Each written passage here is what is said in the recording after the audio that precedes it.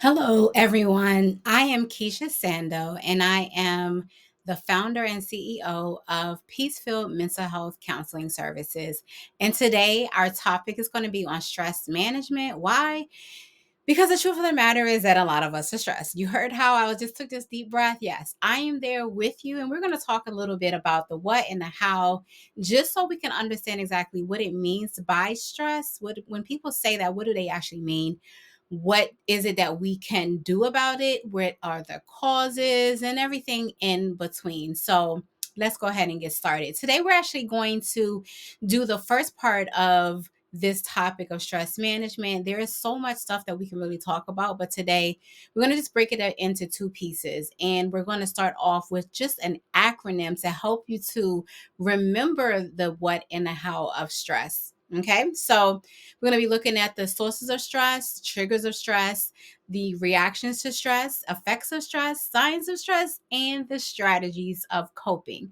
So basically, what I want to do is give you more information about how to understand what it is, and so you can kind of look out for it and in yourself as well as in others. And then I also want to make sure that you definitely have the tools to implement on a regular basis so that you can kind of have a baseline and really be able to enjoy your life and not be impacted by the high levels of stress that we know that we can definitely be under. Okay.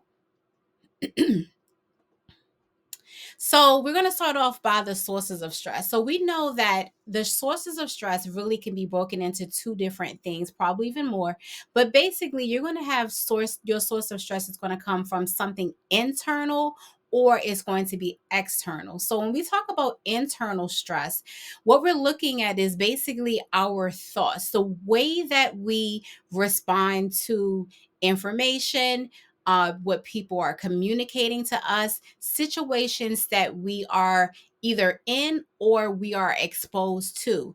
It is the way of internalizing that particular stimuli that's coming from inside of it's coming from outside of us, but it is the way that we process that information internally.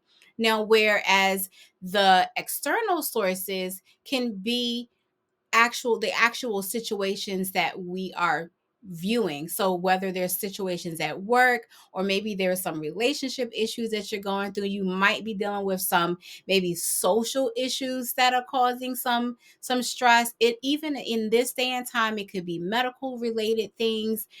Even like, let's say not just with you, but let's say you have other people that you know of in your family or close friends that are dealing with medical issues, and of course, what's number one on everybody's list? Most likely financial stress. So these are things that are happening outside of you, but it's definitely going to impact you in some way or another. And you can choose to, in terms of developing a way of helping yourself to work through it, you can choose to make a decision on how you're going to respond to it. And we'll get into that a little bit later. So, this other part of it is the triggers of stress. So, when it comes down to triggers of stress, yes, we just kind of talked about external situations and sources of stress, but there can be specific triggers of stress because the thing is, most of us are dealing with what's happening around us on a surface level, but unfortunately, when you go through certain situations and it hits you very personally, that can be a trigger of stress. So I'll give you an example. So let's say maybe you are at a job, and right now a lot of people are facing job loss or job reduction. So let's say you're already dealing with stress on the job itself because of whatever the workload is and expectations that you're having to deal with, but then you may also have a specific point of stress when you are told that you're getting ready to lose your job.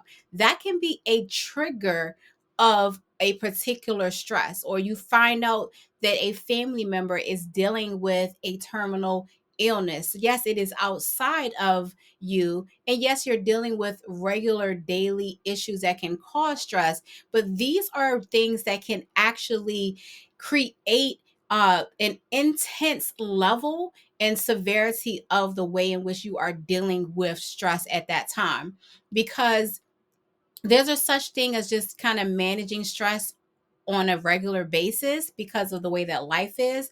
But at the same time, there are going to be specific situations that kind of touch home to you that can trigger that stress. But it really just depends on how you respond to the stress. So as we get into it, let's look at the reactions to stress.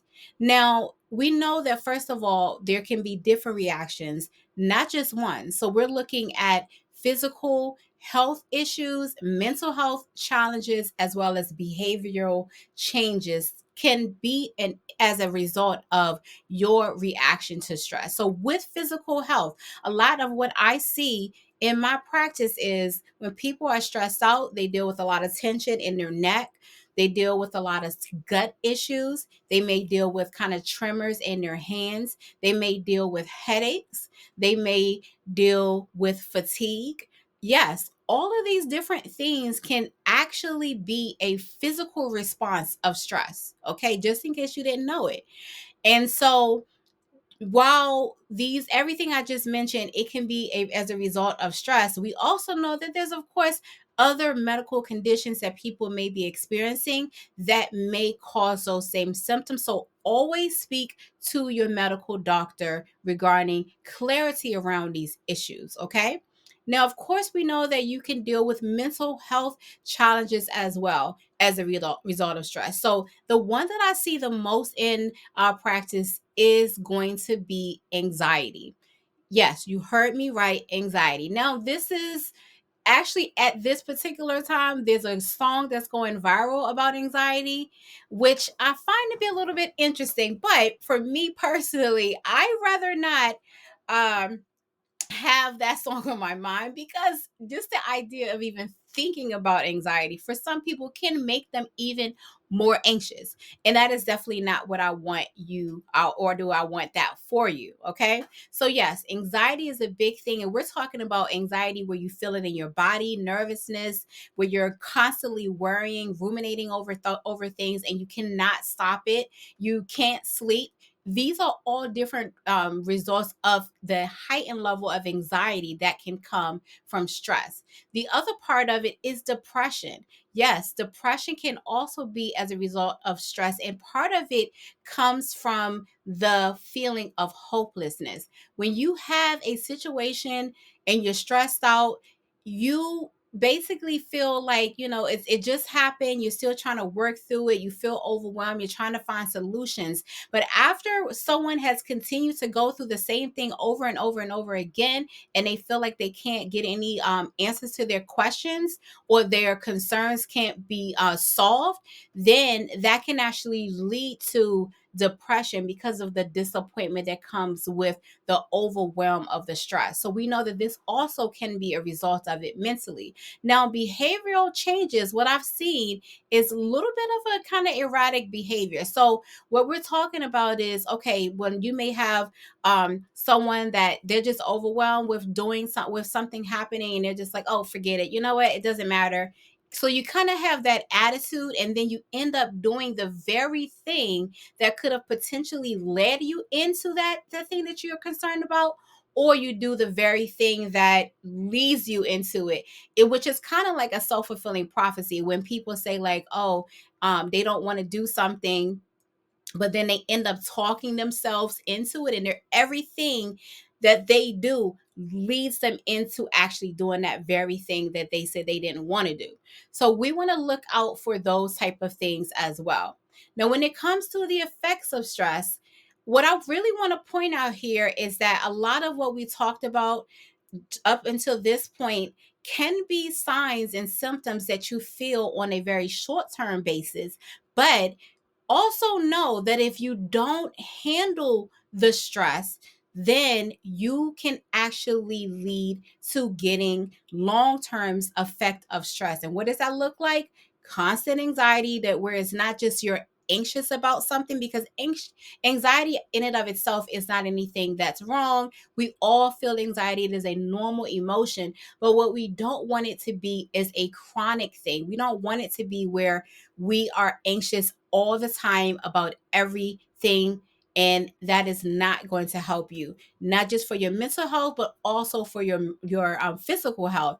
And that can be what happens when we have the long-term effect of anxiety. Even we know that stress and anxiety, those two things definitely can lead to long-term physical effects. A lot of the conditions that a lot of people are dealing with actually are the result of feeling stressed, because stress breaks down our bodies, it breaks down our immune system, and it does not allow our bodies to function in the way that we really want it to be. So I really want you to really consider for yourself, ask yourself this question: how has stress impacted you? And then what are some of the steps you're going to do to start to reduce those levels of stress? But maybe you might be thinking that you don't really know what it looks like when you have stress. So let's talk about the signs of stress. So when we talk about the signs of stress, well, you may not realize it, but if you've been sleeping too much, if you've been eating too much, if you've been finding yourself procrastinating, maybe you find yourself not really going out as often as you used to go out. Maybe you find yourself not being able to focus because there's so much going on.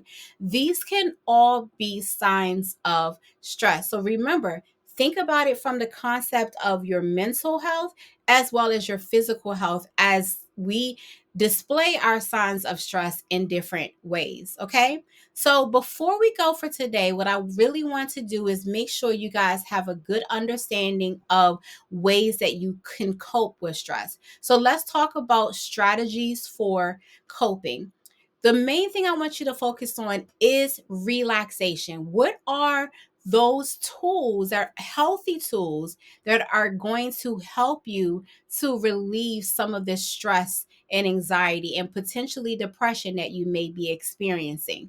So we have progressive muscle relaxation, which is number 3, which is basically every part of your body. You start from the top of your head down to the bottom of your feet, and you progressively go through all the different elements of your body, tightening them and also releasing them.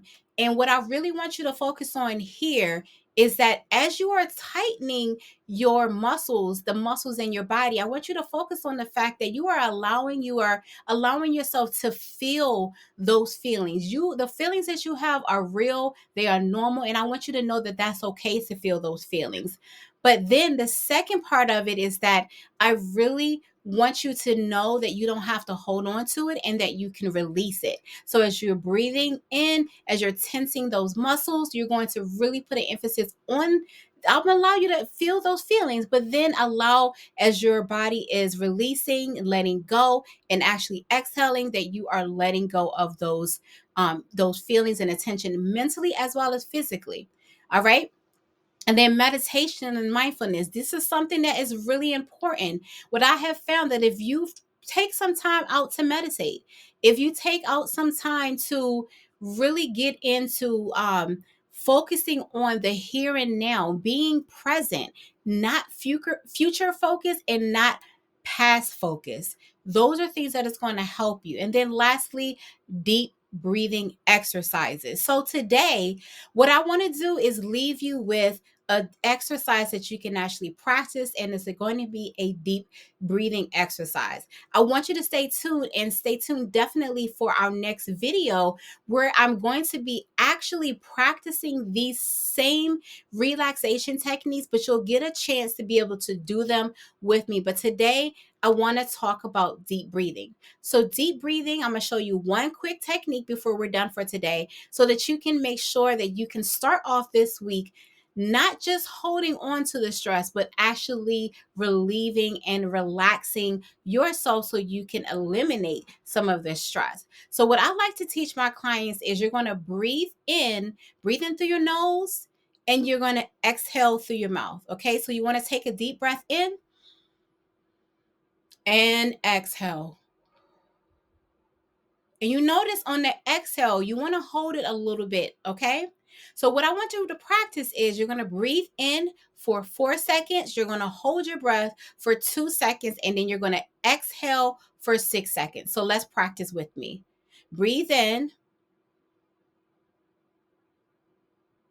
hold your breath, and then exhale.